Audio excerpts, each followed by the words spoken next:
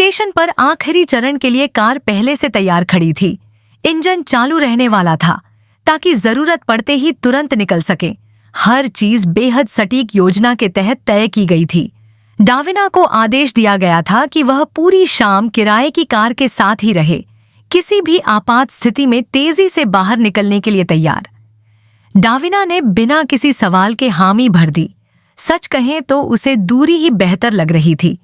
उसके बैग में एक नई किताब रखी थी, लेकिन उसके दिमाग में चल रहे ख्याल किताब से कहीं ज्यादा शोर मचा रहे थे। अगला दिन समिट का था और उसके पास पहनने के लिए अब तक कोई ड्रेस नहीं थी। जब उसने यह बात कही तो कॉन्ते ने बड़ी सहजता से जवाब दिया, उसका इंतजाम हो चुका है। यह जवाब उसे तसल्ली देने के बजाय और बेचैन कर गया। जब कॉन्ते ने पूछा कि क्या वह तैयार है, तो डाविना ने सच बताया। उसने ब्रावाटा परिवार के शैटो के ब्लूप्रिंट रट लिए थे, इवेंट स्टाफ की पूरी जांच कर ली थी और अफवाहों या खतरों के लिए अपने सभी संपर्कों को खंगाल चुकी थी। इससे ज्यादा तैयारी संभव नहीं थी। कॉन्ते ने सिर हिलाया, फिर हमेशा की तरह एक आखिरी सावधानी जोड़ी, होटल की सुरक्षा कैमरों की फीड दोबारा जांचने को कहा। डाविना ने तुरंत सहमति दे दी। सतर्कता ही जिंदगी बचाती है, लेकिन असली परेशानी कुछ और थी। वेरोना के बाद से दोनों के बीच की दूरी ठंडी और भारी हो गई थी। जब आखिरकार इस बात का जिक्र हुआ तो डाविना ने अनजान बनने की कोशिश की। कॉन्ते ने भी कुछ न जानने का दिखावा किया, लेकिन सच यह था कि हर कोई महसूस कर सकता था। वह खामोशी, वह झिझक, वह अचानक आई औपचारिकता। जो रिश्ता पहले सहज था, अब जम सा गया था। सच धीरे धीरे सामने आया। वेरोना में कॉन्ते की मां ने डाविना से बात की थी। किसी को नहीं पता उन्होंने क्या कहा, लेकिन उन शब्दों ने भरोसे की जगह दूरी पैदा कर दी थी। डाविना और ज्यादा सतर्क हो गई, कॉन्ते और ज्यादा सख्त, और कोई भी उस विषय को छेड़ने की हिम्मत नहीं कर सका। उधर माइकी नाराज था जब उसे पता चला कि वह पेरिस नहीं जा रहा। उसकी दुनिया में सुरक्षा का मतलब था अपने भरोसेमंद लोगों के पास रहना, उनसे दूर होना नहीं। डाविना ने उसे समझाने की कोशिश की, कभी कभी उसकी रक्षा करने के लिए उसे उससे दूर जाना पड़ता है।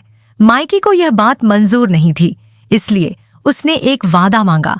वह चाहता था कि जब वे लौटें, चाहे कितनी भी देर हो, उसे जगाया जाए, आधी रात क्यों ना हो। अगर उन्होंने वादा नहीं किया तो उसने कहा कि वह सोएगा ही नहीं। आखिरकार डाविना और कॉन्ते दोनों को झुकना पड़ा। उन्होंने वादा किया, लेकिन पर्दे के पीछे कहीं ज्यादा खतरनाक योजनाएं बन रही थी। कोई था जो अगली रात कोई बड़ा कदम उठाने वाला था, लापरवाह, जल्दबाज और खतरनाक। चेतावनी देने का विचार आया, फिर छोड़ दिया गया। कुछ लोग सिर्फ मुश्किल रास्ते से ही सीखते हैं। सुबह होते ही सब कुछ तेजी से आगे बढ़ने लगा।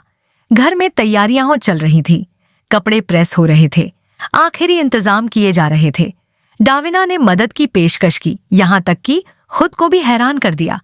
तभी उसे वह ड्रेस थमा दी गई। खूबसूरत, महंगी, लेकिन असहज। वह ड्रेस कवच की तरह चिपकी हुई थी, आराम के लिए नहीं बल्कि दिखावे के लिए। उसमें चलना तक मुश्किल था, लड़ना तो दूर की बात थी। आईने में खुद को देखते हुए उसके मन में बेचैनी गहराने लगी। कॉन्ते ने उसके अतीत का जिक्र नहीं किया था, लेकिन उसका बर्ताव बहुत कुछ कह रहा था। पेशेवर रिश्ते को साफ रखना वैसे ही मुश्किल था, और ऐसी ड्रेस पहनकर जो उसे इस दुनिया का हिस्सा दिखाती थी, सीमाएं और धुंधली हो गईं। वह किसी नानी जैसी नहीं लग रही थी, वह खुद जैसी भी नहीं लग रही थी। वह ताकतवर लग रही थी, खतरनाक, वह शैतान जैसी लग रही थी, एक माफिया अंडरबॉस की तरह सजी हुई। और यही बात उसे किसी भी समिट से ज्यादा डराने लगी।